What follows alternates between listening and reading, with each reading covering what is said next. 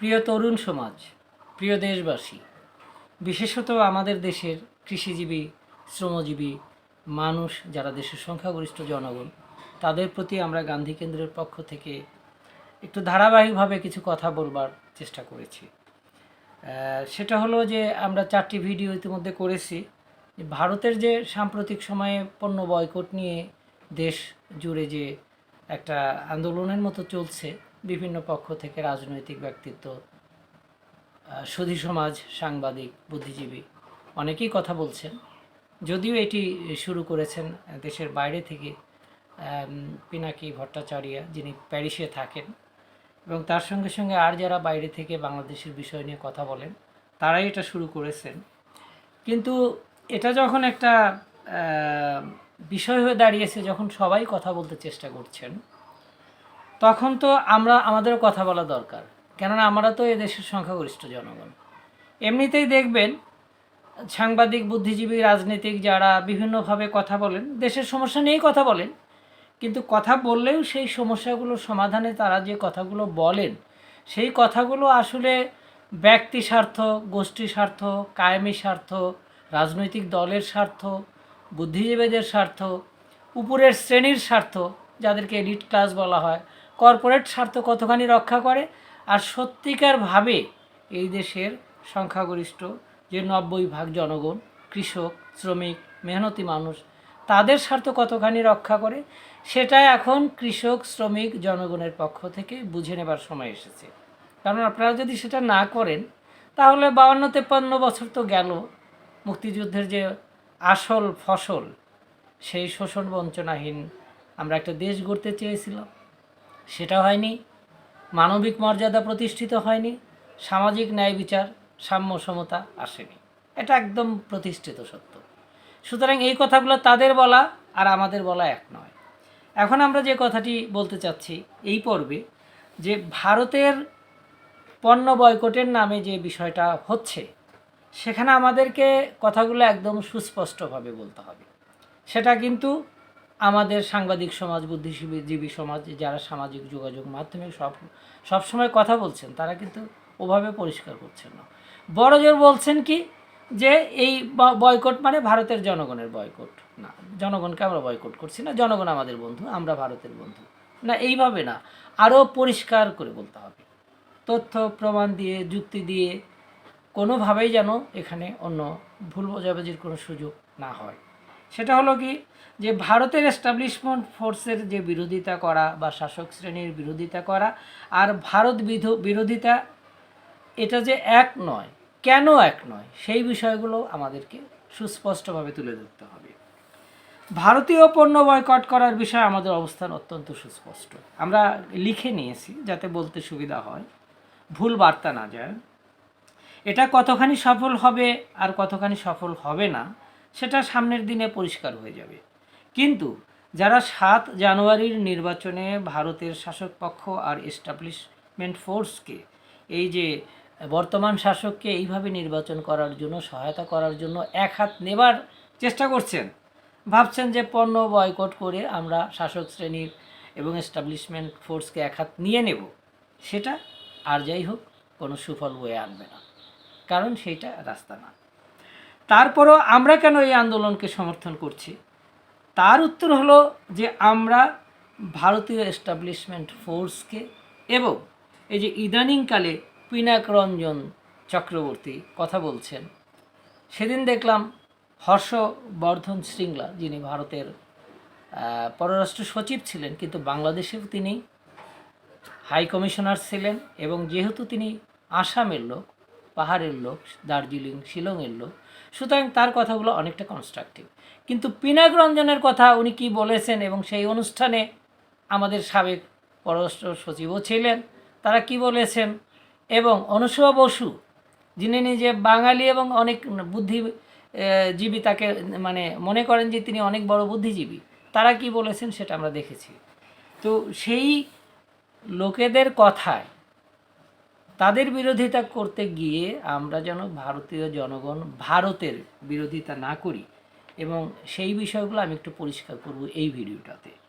সেটা হলো কি, যে আমরা তো ভারতকে একটা বার্তা দিতে চাচ্ছি যে কংগ্রেসের সময় দেখেছি 2008 সালে সুজাতা সিং এসেছিলেন, কাজে এখানে কিন্তু কংগ্রেস এবং বিজেপির মধ্যে, যদিও আমরা সাধারণ মানুষ আশা করেছিলাম যে কংগ্রেস সুস্পষ্টভাবে বাংলাদেশের নির্বাচনের ব্যাপারে তাদের একটা পরিষ্কার অবস্থান নেবে। 2008-এ না নিয়ে থাক, এখন যেহেতু তারুণ্যে ভরপুর, তারুণ্যের প্রতীক মিস্টার রাহুল গান্ধী, যিনি মিসেস ইন্দিরা গান্ধীর নাতি এবং রাজীব গান্ধীর পুত্র, তার কাছ থেকে কিন্তু আমরা আশা করেছিলাম যে বাংলাদেশের বিষয়ে পরিষ্কার কথাবার্তা বলা, সেটা তিনি বলেন নাই। তার বোন প্রিয়াঙ্কা গান্ধী, তিনিও বলেন নাই, যাদের দুজনেরই সুযোগ ছিল ভারতীয় রাজনীতিতে অনেক বড় অবদান রাখবার। তাহলে আমরা কিন্তু বিজেপির সাথে তাদের পার্থক্য করতে পারতাম। কিন্তু সুজাতা সিং যখন এসেছিলেন তখন কংগ্রেসই ক্ষমতায় ছিল। আমাদের প্রণববাবু, তিনি ভারতের রাষ্ট্রপতিও ছিলেন, এর আগে যখন অর্থমন্ত্রী ছিলেন এবং নানাবিধ কর্মকাণ্ড পরিচালনা করেছেন। আমরা পশ্চিমবাংলায় যারা বাঙালি অথচ অনেক উপরের লেভেলে যারা প্রশাসনে ছিলেন, তাদের সঙ্গে আমাদের সখ্য ছিল বিভিন্ন কারণে, তাদের মাধ্যমে ওনাকে আমরা কাকাবাবু বলতাম। তাদের সবার ব্যবহারই আমরা দেখেছি। সেখানে কিন্তু বিজেপির মতো দলের সঙ্গে কংগ্রেস কিন্তু পার্থক্য করতে পারে নাই। দেশের অভ্যন্তরে হয়তো করছেন, কিন্তু বাংলাদেশের বিষয়ে, বাংলাদেশে এই যে আমরা বলেছি যে ভারতের ভুলে ভরা বাংলাদেশ নীতি, সেইখানে কিন্তু তারা আলাদা কিছু করেননি। সুতরাং আমাদেরকে সেইগুলো মনে রেখে বিবেচনা করে এগোতে হবে। এখন আমরা যেটা বলবো যে আমাদের যেটা বার্তা দেবার কথা, যে এই ধরনের হস্তক্ষেপের কারণে বাংলাদেশে ভারত বিরোধী মনোভাব প্রচণ্ডভাবে বেড়ে যাচ্ছে।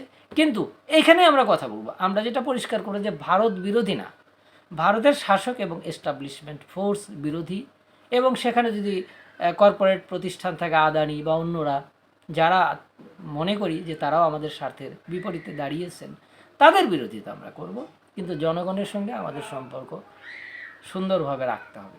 কেন রাখতে হবে এবং এই পণ্য বয়কটের বিষয়েও আমরা কিন্তু বিস্তারিত বলব। এর আগেও বলেছি, জনাব মাসুদ কামাল আমাদের বন্ধু, স্থানীয়, আমাদের অন্তত হলমেট আমরা বলতে পারি, আমরা একই হলে ছিলাম, তিনিও বলবার চেষ্টা করেছেন।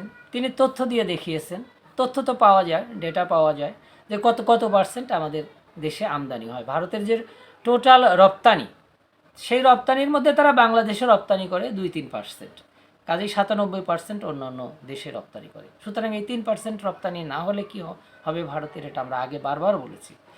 এবং এই 3%-এর মধ্যে আবার কি, যেই সব প্যারাশুট নারকেল তেল নিয়ে কথা বলছেন, বা ফিয়ামা সাবান, পিয়ার্স সাবান নিয়ে কথা বলছেন, টুথপেস্ট নিয়ে কথা বলছেন, অথবা হরলিক্স নিয়ে কথা বলছেন, এগুলো তো তার মধ্যে 0.01%ও না। মূল তো তুলা আসে, সুতা আসে, রং আসে, কত ধরনের পণ্য আসে, কাপড় চুপড় আসে, সেটা বলে বোঝানো যাবে না। যারা এটার সাথে জড়িত তারা জানেন। আমরা তো বলেছি 1982 সাল থেকে আমরা এটার সঙ্গে জড়িত, আর 1987 সাল থেকে প্রত্যক্ষভাবে আমরা ভারতে গিয়ে কাজ করছি। কেন করছি সেই ঘটনাটা হয়তো আজকেই বলবো, আর একটা ভিডিও করব একটু পরেই, সেই সময় আমরা ব্যাখ্যা করব যে কেন ভারতীয় জনগণের সঙ্গে বিরোধিতা করা যাবে না এবং ভারতের পণ্য ওই অর্থে বয়কট করার কোনো সুযোগই নাই, কোনো সুযোগ নাই, বাংলাদেশের পক্ষে নাই। যদি আপনি বাংলাদেশের উৎপাদনশীল খাতের কথা দেখেন, বিশেষ করে শিল্প উৎপাদনের দেখেন বিষয়গুলো, সেখানে নাই। হুজুগ তৈরি করে লাভ হবে না। রাজনৈতিক ফায়দা লোটার জন্য যা খুশি তাই বলবো, আর তারা যদি এই সব বিষয়ে আমাদের শিল্প প্রতিষ্ঠান চলার জন্য, শিল্প উৎপাদন অব্যাহত রাখার জন্য যেসব বিষয় প্রয়োজনীয়, সেগুলোতে যদি তারা তখন হস্তক্ষেপ করে, তখন বাংলাদেশ কি করবে? কাজে কথাবার্তা একটু সমঝে বলতে হবে, যুক্তিতর্ক দিয়ে বলতে হবে। তো আমরা এই জন্যই বলবো যে সকলেরই মনে রাখা দরকার, ভারতের জনগণের মনে মানে কিন্তু, ভারতের জনগণ মানে কিন্তু বিজেপিও নয়, কংগ্রেসও নয়, আবার এস্টাবলিশমেন্ট ফোর্সও নয়, যেটা এস্টাবলিশমেন্ট ফোর্স সেটাও নয়। এখন আমরা বারবার যদি বলা হয় যে বাংলাদেশে ভারত বিরোধী মনোভাব বেড়ে চলে এসে, সেটা বলা কিন্তু ভালো ফল বয়ে আনবে না। কারণ বিশ্ব মানচিত্রে ভারত দেশ হিসেবে একটা অনন্য অবস্থানে আছে, সমাসীন। যদিও বিজেপি সেখানে কালিমা লিপ্ত করছে, কালিমা লেপন করছে, সাম্প্রদায়িকতার কথা বলে নির্যাতনের কথা বলে, দলিতদের নির্যাতন করে, যেটাকে এখন বলা হচ্ছে কি যে তারা বিভক্ত করছে, বিষ ছড়াচ্ছে। এই ধরনের রাজনীতির বিরুদ্ধে কিন্তু ভারত থেকেই প্রচুর কথাবার্তা হচ্ছে, সেটাও আমাদের মনে রাখতে হবে। ভারতের সবাই কিন্তু পিনাক রঞ্জন চক্রবর্তী নন, অনুসূয়া বসু নন, শ্রীরাধা দত্ত নন, সুবীর ভৌমিক নন। ভারতে বহু জ্ঞানীগুণী লোক আছে। কেন ওই কদিন আগেই তো অমর্ত্য সেন কী বলেছেন, নোবেল লরিয়েট আমাদের বাঙালি বাবু, তিনি তো আমাদের পক্ষে কথা বলেছেন। সুতরাং এটা বুঝতে হবে। তো এই ভারতের যে বিষয়গুলো অত্যন্ত বাস্তব কারণে আমাদের পক্ষে ভারতের জনগণকে আমরা যদি মনে করি যে তারা আমাদের শত্রু ন, তারা আমাদের বন্ধু, এটা আমাদেরকে বলতে হবে। আমরা যেন এই ভুলটা না করি। এমনকি যে যারা এই একটু আগে আমরা বলেছি, যারা বলছেন যে ভারতীয় তুলা না নিয়ে আমরা সুদান উজবেক থেকে তুলা আনবো, তারপরে প্রকৃত তথ্য কিন্তু তারা জানেন না। ভারত বাংলাদেশের কাছে বলে আমদানি খরচ কম, সেটাও বড় কথা নয়। আমাদের আমদানির ক্ষেত্রে এর চেয়ে অনেক বড় বড় বিষয় রয়েছে, এবং সেই কারণে আমরা ভারত বিরোধিতা মানে যে ভারতের জনগণের বিরোধিতা নয়, এইটা আমরা একদম সুস্পষ্টভাবে বলে পরিষ্কার করে দেব।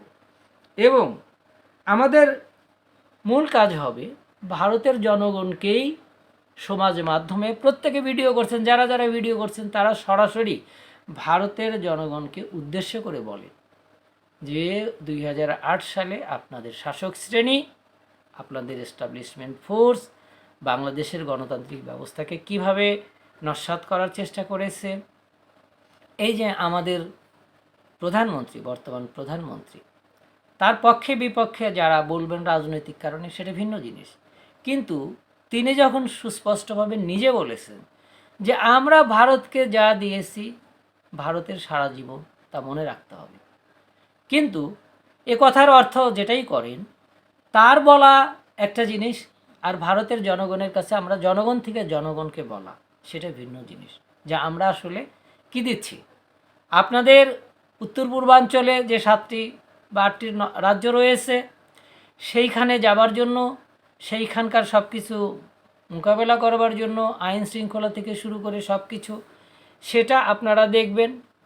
এবং সেখানে আমরা কতটা কন্ট্রিবিউট করছি আর আপনারা আসলে আমাদেরকে কি দিচ্ছেন সেটার হিসাব মেলাবেন। কিন্তু সেই হিসাবটা শুধু সরকারি লেভেলে মেলালে হবে না, এটা জনগণের কাছে বলতে হবে যে আমরা কি দিচ্ছি, আপনারা কি দিচ্ছেন, আমরা কি নিচ্ছি এবং কিভাবে আপনারা বেনিফিটেড হচ্ছেন, কতভাবে হচ্ছেন, এসব কিছু বোঝাতে হবে।